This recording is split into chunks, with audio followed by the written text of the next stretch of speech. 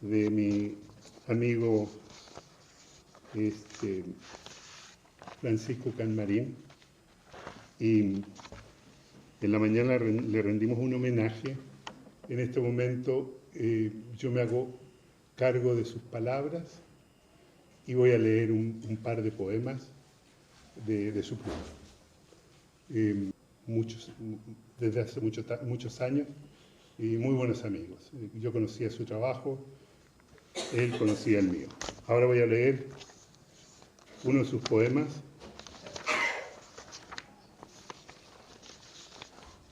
que se llama Espacio de Mujer.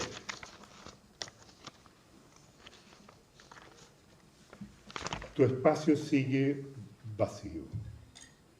He intentado llenarlo con dibujos, con música, con mangos. Sigue vacío. Me gustaría saber que me extrañas, aunque sea en lo más mínimo. Yo te extraño, y te extraña mi espalda cansada, mis ojos café. Mirar el tiempo pasar campecheando a su trabajo lento y despreocupado. Te miro cada mañana, pero no te palpo. Sigue tu aroma en mis sentidos y tu espacio. Tu espacio sigue vacío. ¿Cómo puedo llenar tu mirada? ¿Con el verde del bosque? ¿Con la ropa de un grillo? ¿Con qué verde lleno el verde de tus ojos? Pensé que con un buen vino. Y créeme que nada pasó. ¿Cómo lleno el calor de tu cuerpo? Ni con todos los soles, ni con toda la lava. Tibio llamado mi cuerpo te extraña. Las calles me son coloridas y las nubes se me hacen todas conocidas. Es el primer poema. Muchas gracias. En nombre de Francisco. Este otro se llama Metrología. ¿Cómo puedes pedir cuánto te quiero si no hay medida para tal? Puedes contar las flores del bosque, los niños felices, los gatos tristes o los cabellos del mar que peinan los barcos al amanecer. ¿Cómo puedes pedir cuánto te quiero si no existen alas para medir el cielo? Puedes medir el camino que recorrieron las estrellas antes de reflejarse en tus ojos y las lágrimas de sal de la tierra. ¿Cómo puedes pedir cuánto te quiero si tienes mi corazón palpitando entre tus manos? Si el latir tiene una medida, si el sentimiento algún tamaño, si la razón posee un valor exacto, entonces trata de saber cuánto te amo. Segundo poema.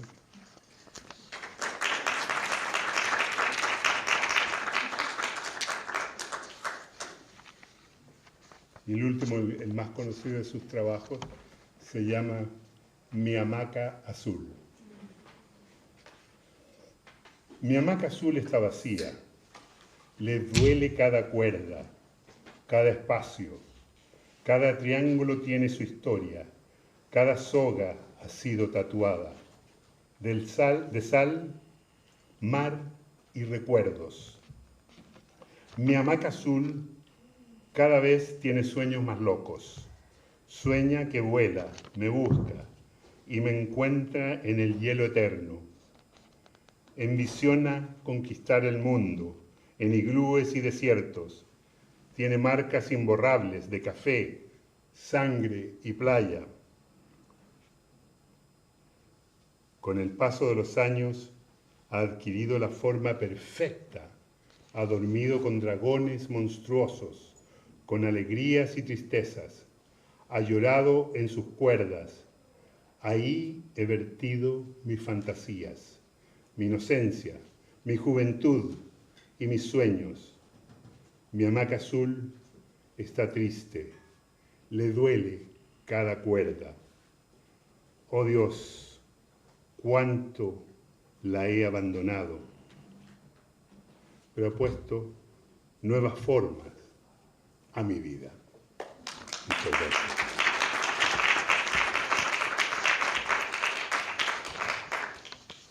Bueno, a continuación le vamos a pedir a Roxana Orué que lea los 5 minutos que hemos acordado.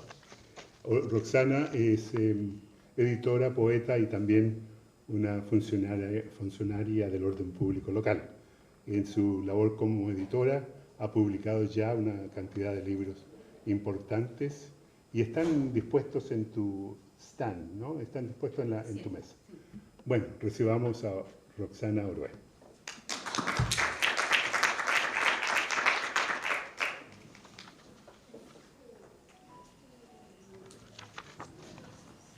La manada.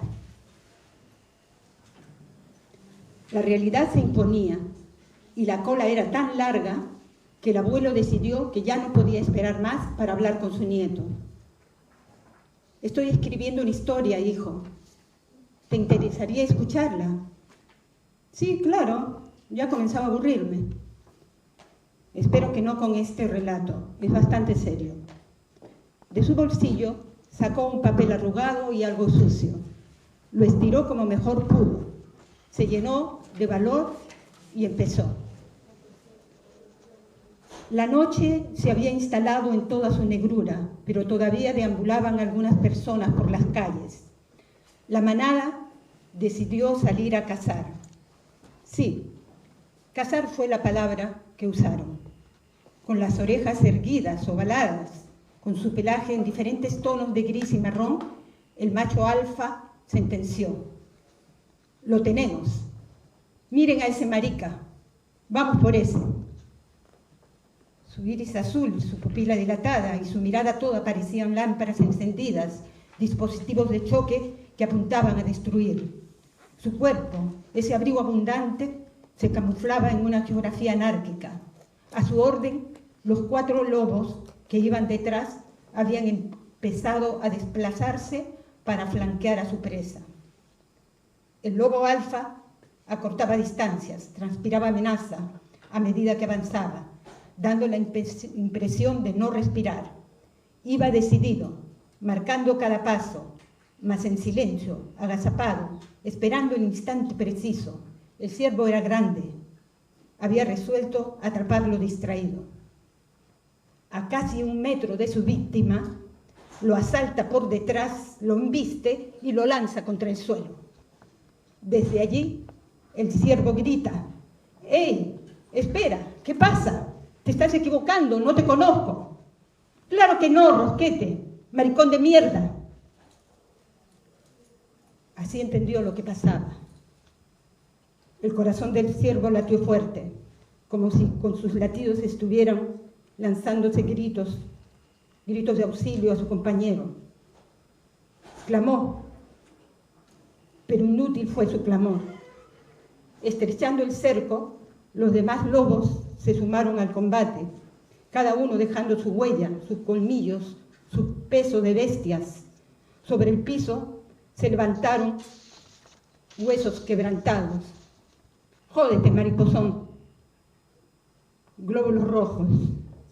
Maldito cabro. Los fantasmas de su niñez. A ver si así te vuelves hombre. Monstruoso fue el dolor del cuerpo, pero más lo fue el infligido al alma. El ciervo lanzó un último bramido ahogado, condenado antes del primer zarpazo. Lo último que intentaron sus dedos fue un curvo trazo rojo. ¿Acaso un corazón? ¿Un adiós? Su vistazo concluyente cubrió el bosque de negro y de silencio. No queríamos matarlo, solo darle una lección, le dijeron a su abogado. ¿Qué historia es esa, abuelo?, interrumpió el muchacho. ¿Es de verdad o la has imaginado? Ocurrió de verdad, pero no fui testigo, me la contaron. Y es hora de ir confiándotela a ti. Pero no hubo lobos, ¿verdad? No, por supuesto que no. Los lobos actúan urgidos por el hambre, pero estas eran personas y mataron por odio, solo por odio. La cola se inquietó. Parece que ya entraremos. Los guardias abrieron la puerta a la que sería la primera visita del padre y del hijo a la prisión. Gracias.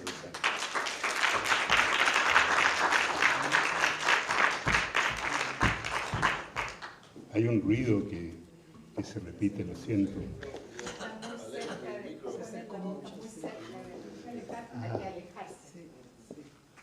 A ver, yo no hago ese ruido, ¿no? No te acerques demasiado. Tenemos, decíamos esto de las sillas, ¿cómo se llama? Musicales. Bueno, le voy a pedir a Jorge Echeverry que se siente en la quinta fila. Que se siente aquí, porque nosotros vamos a desplazarnos. Bueno, aquí. Y Gina, a ver, después de Jorge Echeverry, viene Marcelo Donato.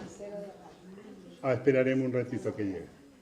Bueno, a continuación entonces tenemos a Pasia Borlitzky, que viene a leernos su poesía desde Montreal.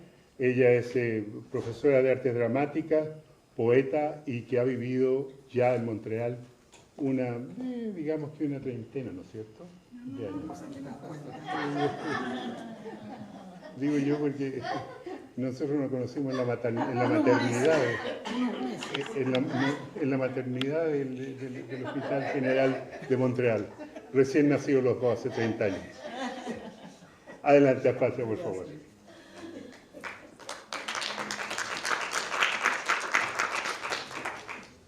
Son 2 poemas cortitos, pero no te preocupes, son 4 minutos. Time. Frida Kahlo, hermana latinoamericana, nos parecemos en el cobre, en el nopal, en la ruptura de huesos, en el exilio de soledades malnacidas, sublimación del creador terráqueo. Me duele nuestra semejanza, no la quisiera yo en mis arrebatos, porque encarna sufrimiento. De mi casa salí aquel día, luciendo la cabellera en trenzas recogida, cuando un camión rugiendo, espectro en la penumbra, me arrebató el entendimiento. De entre fierros retorcidos surgían oraciones que la gente repetía, acechando como aves de rapiña en la vereda del suceso. ¡Ay, está muerta, pobre niña! Aullido de ambulancias y de perros vagos. Sangre tibia envolviendo el perfil abultado, ausencia interminable de los que eran míos. La desintegración. En otro tiempo, en otro espacio, tú quedaste lisiada. De cuajo te arrancaron alma y simientes, pero no el deseo inquebrantable de dibujar las andanzas silvestres del río Coyoacán. Yo cuento mi vida porque la conozco. Esbozo sonrisas que no florecen, despojos de felicidad que se disipan con los primerizos rayos de sol infiltrados a través de los visillos hechizos. Tú más allá de la queja y del espanto, ya bien lejos de la escena, desplegando alas para amparar al pueblo asesinado, cual poncho mapuche con máscara teotihuacana. Este renacimiento increíble te lo encargo para que lo pulas entero, le pongas rubor en las mejillas, lo vistas de terciopelo de rancio abolengo, con harapos, blusa de algodón, ropaje celeste o púrpura si quieres. Mi diario inacabado, te lo ofrezco, Frida Kahlo, sin pretensión ni beneficio, en lengua maya, zapoteca, nahuatl, y te pido perdón por el atrevimiento.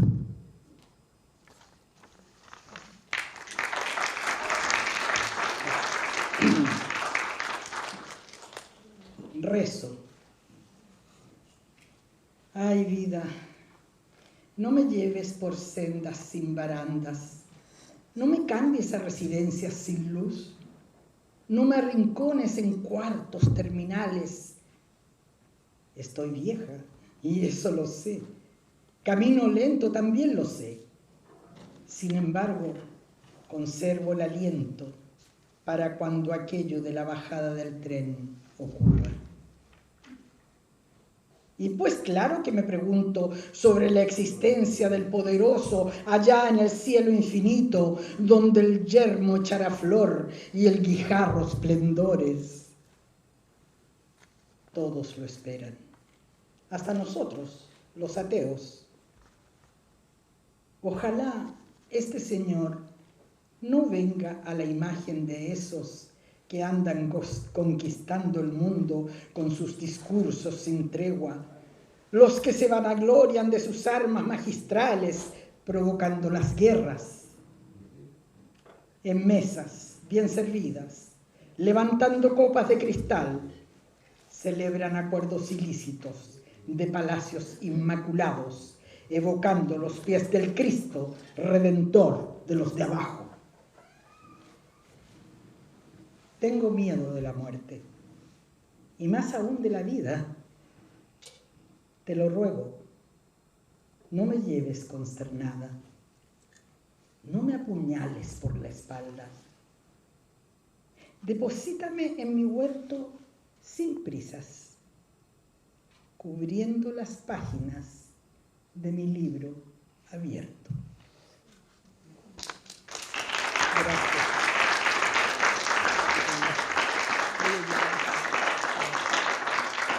Gracias, Ramón. A continuación, Carmen Rodríguez, autora chilena-canadiense, es además profesora y por muchos años fue corresponsal de Radio Canadá. Quiero dejar con ustedes, ella acaba de presentar un libro en Chile que se llama Atacama, y acá en esta ocasión también ¿lo presentaste ya o más tarde? A las 3 de la tarde. A las 3 de la tarde. Salón 4. Todo el mundo lo anotó, Salón 4, 3 de la tarde. Bueno, Carmen Rodríguez.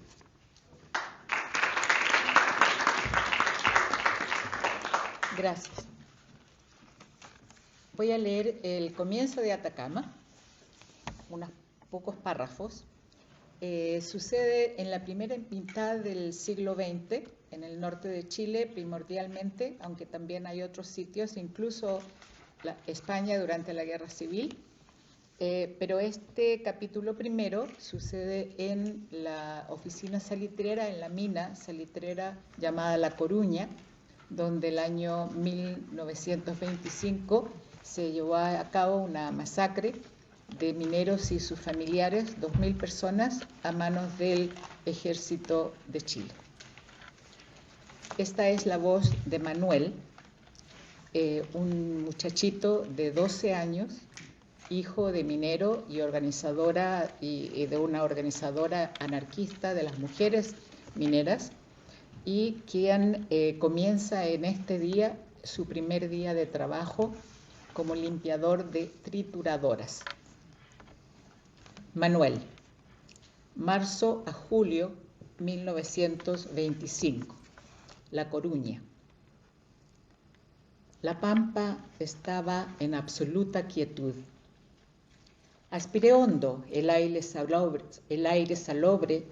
y dejé que mis ojos bailotearan sobre el perfil de la cordillera, una línea zigzagueante tatuada sobre el fondo nacarado del cielo.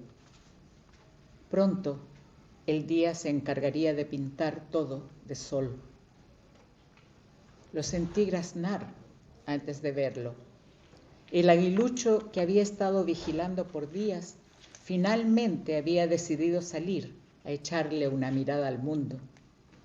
Estaba parado sobre el borde afilado de la roca que escondía su nido, aleteando y estirando el cogote.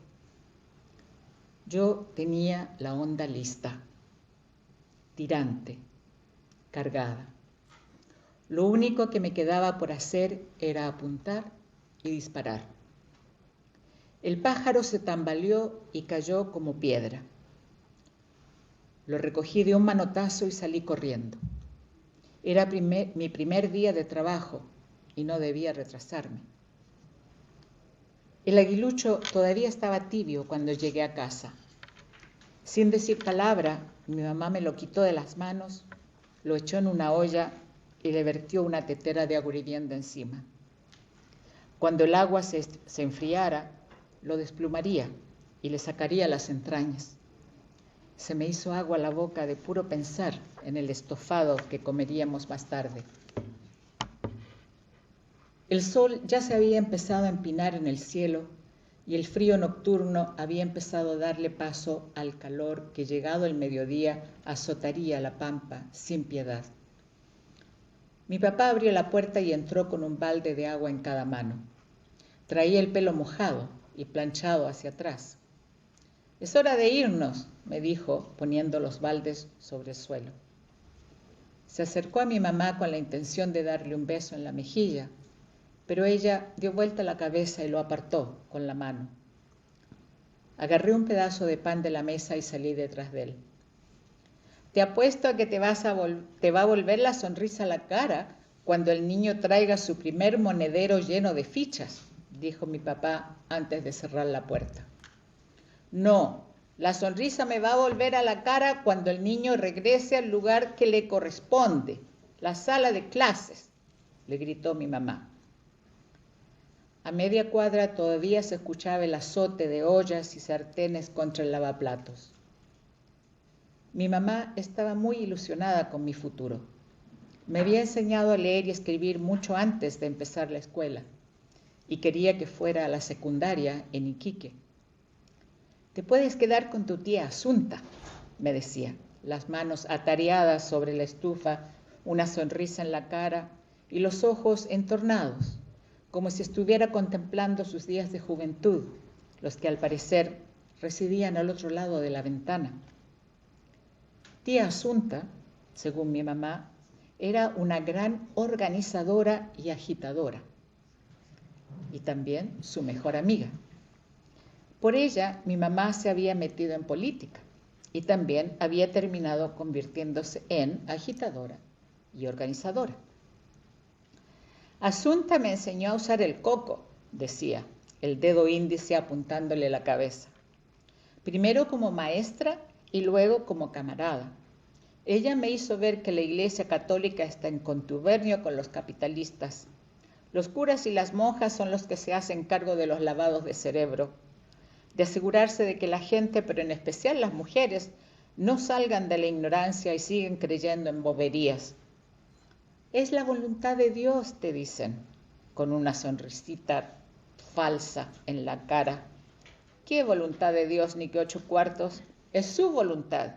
Ellos son los que quieren que no hagamos más que rezar para así ganarnos un lugar en el cielo, en vez de luchar por una vida decente aquí mismo, en la tierra», agregaba, levantando la voz y recalcando cada palabra como un golpe de nudillos sobre la mesa.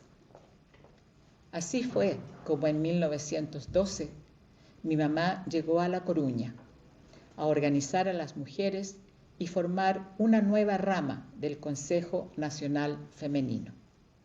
Mi papá, 3 años menor que ella y unos buenos 10 centímetros más bajo, se enamoró de su inteligencia, altanería y su risa rimbombante.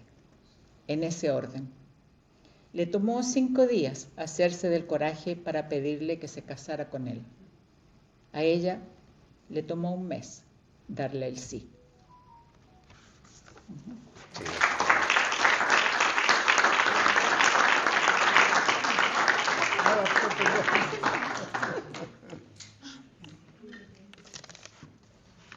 Gina, si pasara a sentarte allá, en la última, por favor. Y a continuación quiero presentar a mi tocayo, Ramón Fexas. Yo soy mayor que él, soy el dueño del nombre. Él debería pagarme impuestos por eso. Lo conversé, pero no llegué a ningún lado por eso. Ramón es un escritor que ha tenido la oportunidad de escribir crítica de cine y crónicas, y una persona que es de mucha sensibilidad en su texto. Estoy muy contento de que haya decidido leer con nosotros. Quiero dejar con ustedes a Ramón Fexas.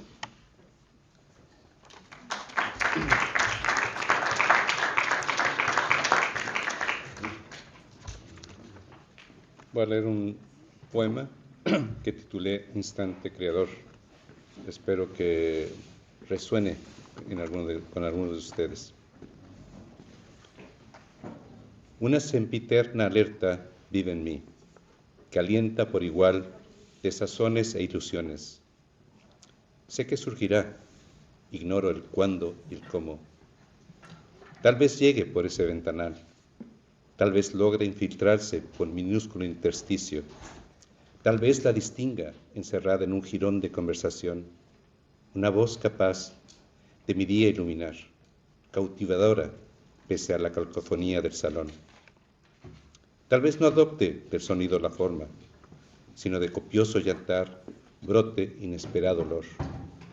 Tal vez ni sea olor, ni sea visión, sino una inasible presencia en medio de una abigarrada congregación. Fugaz, fugaz, siempre fugaz.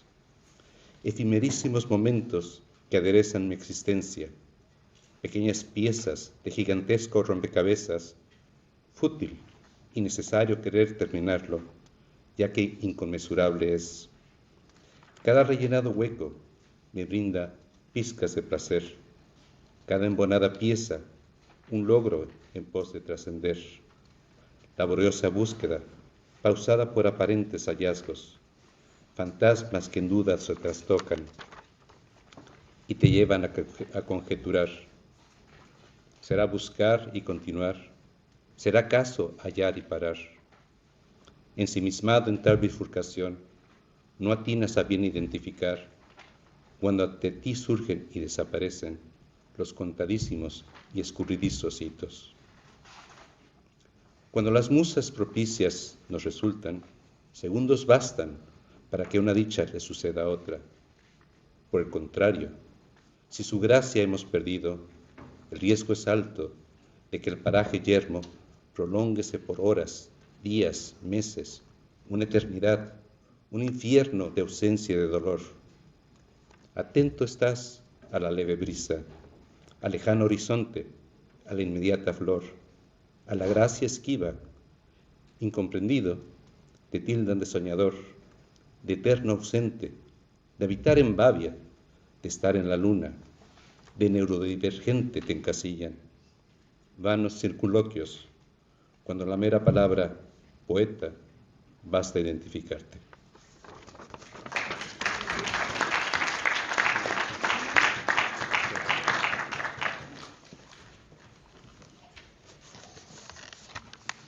Bien, a continuación quiero presentar al autor chileno-canadiense Jorge Echeverri, de amplio y nutrido currículum literario.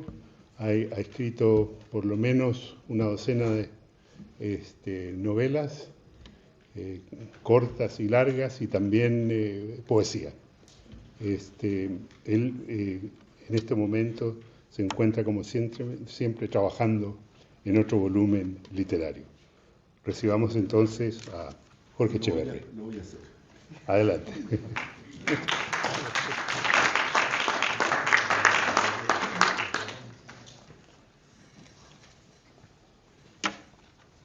Esto es de mi último libro de poemas, que fue publicado en Chile, que se llama Orejas y Vanguardia por la editorial Niño Diablo. Bonito.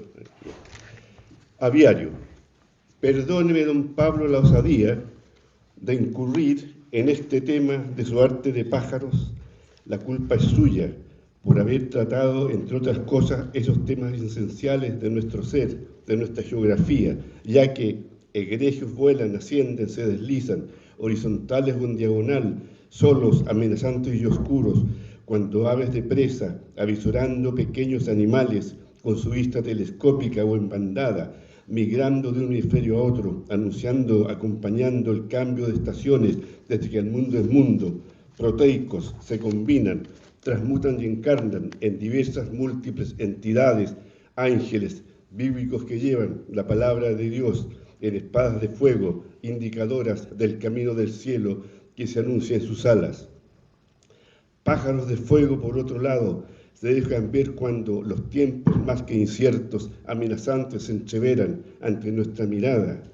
Nuestra ambición de volar también nosotros nos convierte en ícaros.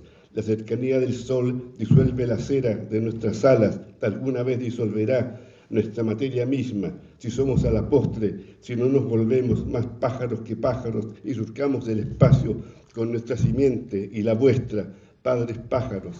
El cóndor emblemático sostiene un lado del escudo, soy chileno. Allá abajo las ovejas tiemblan, sopilotes, jotes, buitres, se aprestan a descender, amplia la oscura envergadura de sus alas. La paloma, empero, tierna, curruca, su prole, anida en las mejores banderas, da su gris o blanco plumaje, la suave curva del pecho, a esto que llamamos paz y que buscamos a tientas, como murciélagos, sin radar biológicos que chocan entre sí y con los objetos a diversa altura en la profunda, confusa noche.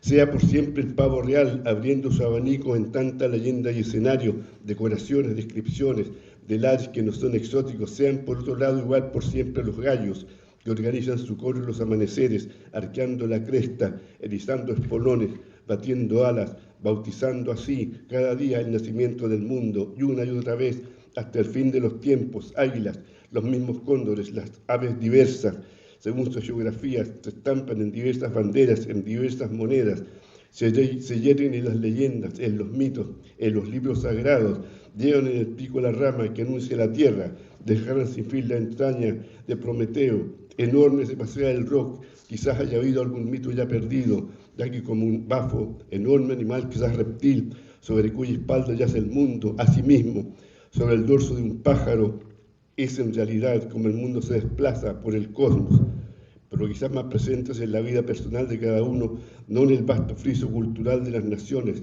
cuyos frescos, murales, parágrafos, pinturas se ven surcados, entrecruzados de pájaros, haya gorriones que alimentamos con charón, con migas, otras golosinas, en los meses que así lo permiten, cuando el gran pájaro blanco del casi inexpresable invierno de estas latitudes deja el paso al pájaro estival, formado de fuego y humedad, cuando nos sentamos en algún café con terraza y tomamos vino, sin vergüenza ni culpa, comemos algo y los gorriones gorditos, pardo grisáceos, universales, abarcando toda latitud y longitud, también extra, vienen a nuestros pies a comer miguitas. Gracias.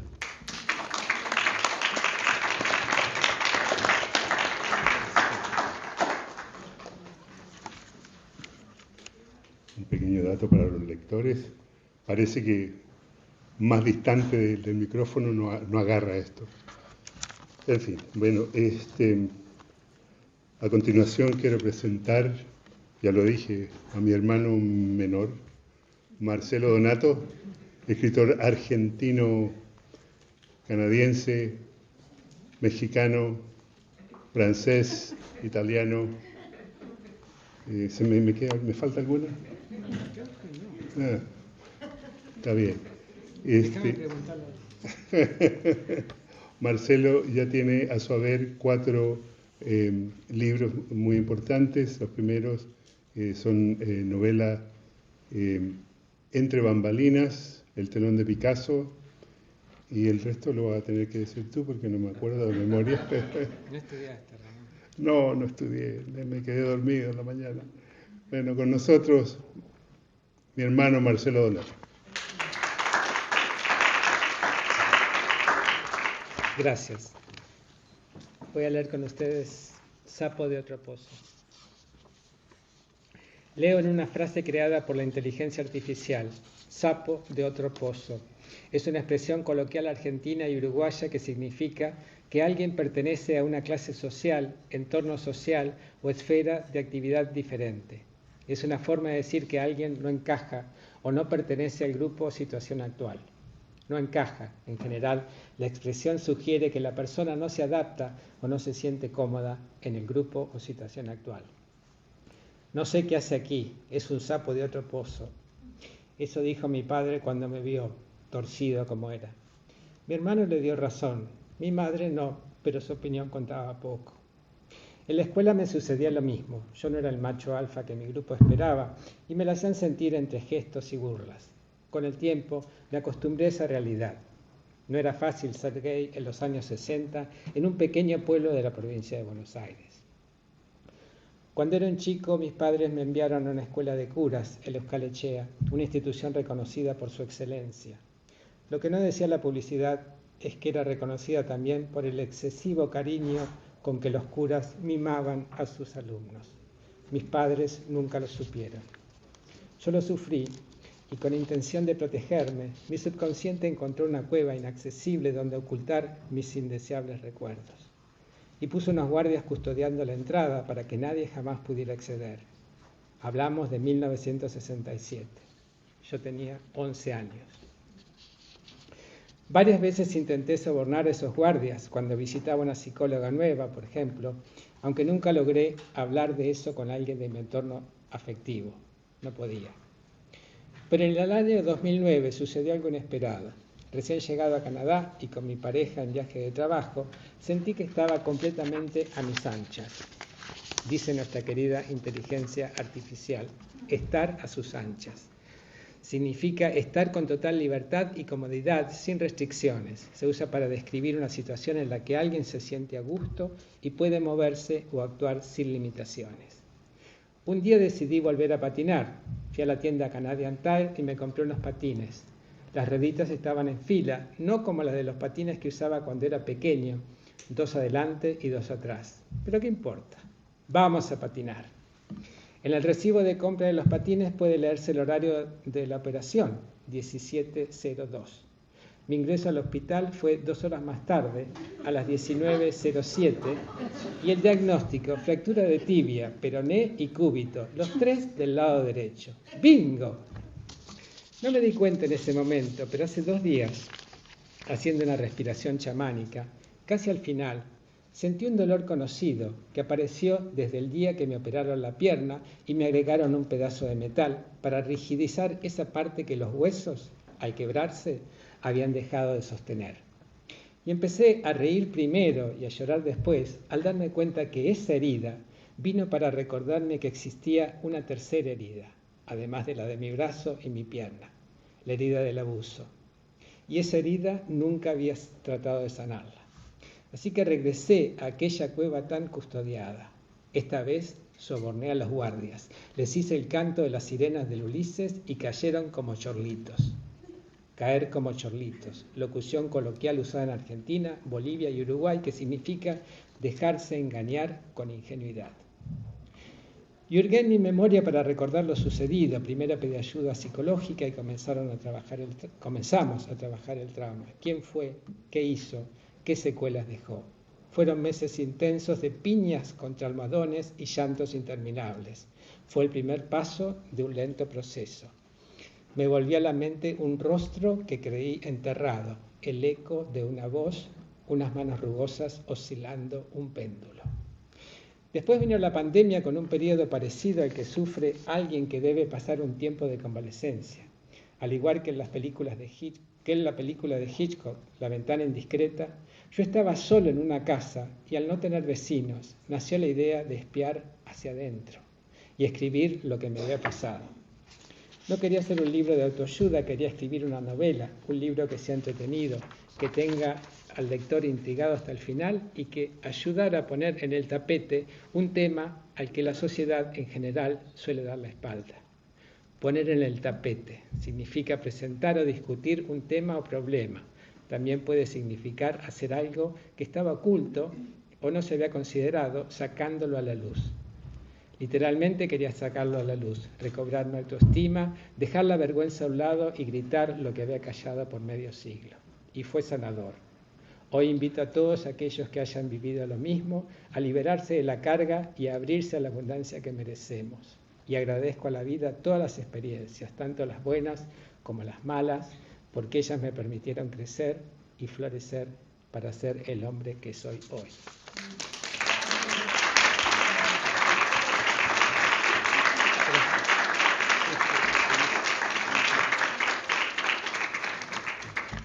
Hola Nubia, podría pedir que te sentaras a continuación de Carlos Andrés. Estamos corriendo de a uno para acá, con la ayuda pues, de tu amigo. Bueno, a continuación quiero darle el micrófono a Gina Salinas. Ella es una poeta de origen peruano, canadiense, y que últimamente terminó un libro de poesía que se llama Legado. Quiero que nos lea sus 5 minutos en el trabajo que está en esta parte de su libro. La distancia, acuérdate que porque he estado con golpes. Soy un poco chocada. A ver, lo pongo. Ya, ahí está. Ok. Legado.